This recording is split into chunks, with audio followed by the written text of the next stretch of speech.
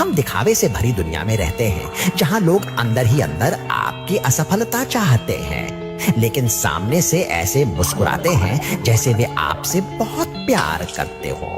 अगर मुझे अपना जीवन फिर से जीना पड़े तो मैं कुछ नहीं बदलूंगा, बस इतना कि मैं और समझदारी से देखूंगा।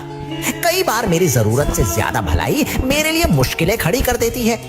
बहुत अच्छा, बहुत सीधा, बहुत भरोसेमंद, लेकिन अब मैंने सीख लिया है जो मैंने नहीं तोड़ा उसे ठीक करना मेरी जिम्मेदारी नहीं है।